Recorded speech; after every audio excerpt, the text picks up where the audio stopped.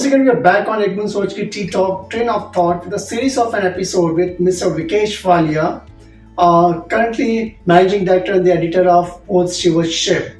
We had an interesting conversation, sir, in our first episodes where I think you narrated about your journey within Modi Group. Hardly, I think I would see very few of them. They get an opportunity to work in the chairman's office, getting out from the business school and all like. So it was an exciting journey in Modi Group. Then, how about the transition took place from there? Well, that was a good start. It also ignited my mind and heart for getting ambitious and to look for something more and different. Those days, job changes were not very common. So after about 7.5 years with Modi Group, I switched over to another hardcore FMCG company, and that was Jeep Batteries. Okay. Yeah. So it was a pioneering company in India in making torches and in making risers.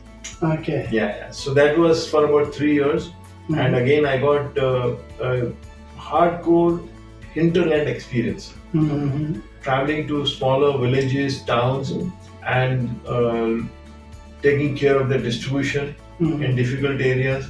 And as a matter of fact, those products were in short supply those days. Yeah, okay. Yeah. So people used to queue up and they used to look for us instead of we looking for customers. People are looking for when the company people are going to come. Correct. And we used to do almost some kind of a rationing and distribution. So that was a very unique experience by itself. I see. And then I moved over to Shivalis. That was a Calcutta-based company, and there again I got a very unique experience. In Jeep Batteries also I was working directly in the head office, and at Shivalis also I got the experience. Shivalis was basically liquor, fertilizer, and other products companies. But when they started the consumer product business, I got an opportunity to work with them. I see. Personal care products? They were personal care products, and those days government had allowed in 1985-86, government had allowed the foreign companies to get into consumer products, because in 1977, when Mr. George Fernandes banned all the FMCG companies in India and reserved the FMCG business for the cottage sector, in 84, after Rajiv Gandhi came to power, he opened up. Okay. Yeah, so in 85, and they opened up. Shivalis got a license to put up a plant for detergents in near Kanpur in Bindki. Okay. So I got an opportunity to work with them, and there again, because the company was having very ambitious plans for FMCG business, so they were looking for inorganic growth.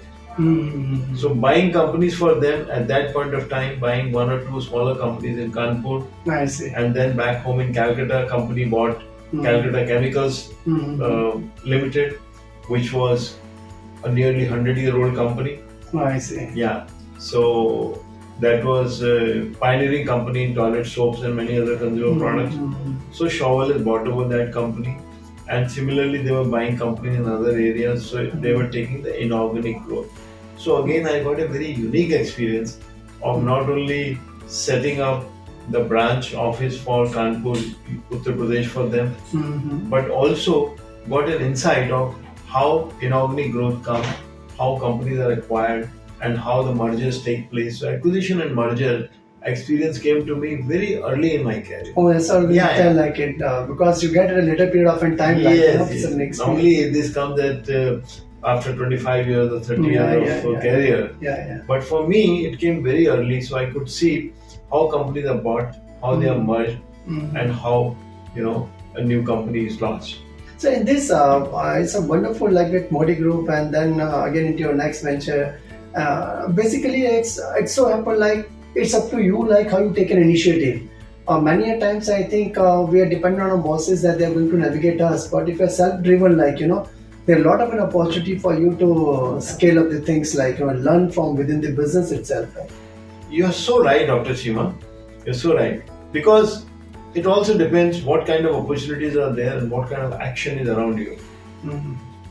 and there was so much of action around me that I just could not keep to myself. I had to jump into all that and take up those opportunities and make them big, and I enjoyed every bit of it. So that was a totally self-driven, like. Of course, it becomes inspiring. Correct. You get inspired, you get to work with the executive directors and senior people directly working with them. Otherwise, normally, if you are an area sales manager, Yeah. you will be working only with the regional sales manager Correct. level people reporting to Delhi or some other region. Correct. But in this case, it was a new setting up. Right. So executive directors, divisional heads, they all used to come, and they were very learned people. They were very learned people. People like Mr. R.M. Bhandari, who was formerly the managing director of Dunlop. He was brought to Shivalis as the executive director for consumer products business. Nice. Yeah. So it all depends upon the kind of a leadership style within an organization, like, Yes. or which guys the people together. So that inspires. That inspires. That inspires. People do things on their own, and it was a very vibrant, I must say, operation. Again, I was there with them for about 7.5, 8 years. They kept me in Kanpur. They gave me jobs in Calcutta, also in Mumbai. They posted me in the Bombay as a regional head. Correct. So that's how my Bombay journey started in my corporate career. I see. Yeah. So now, in fact, I foresee the transition from the middle management to the leadership. Basically, it's a mental one, like, Oh. So what I thought on that, like? Well, when you are working on your own, you are self-driven. But when you have a smaller team, you're focused, you're working with the team. But when you come at regional manager level, when you have 50 people, 60 people working in your team, Correct. at that time, the game becomes different. Correct. That time you have to learn about not leading, but about delegating.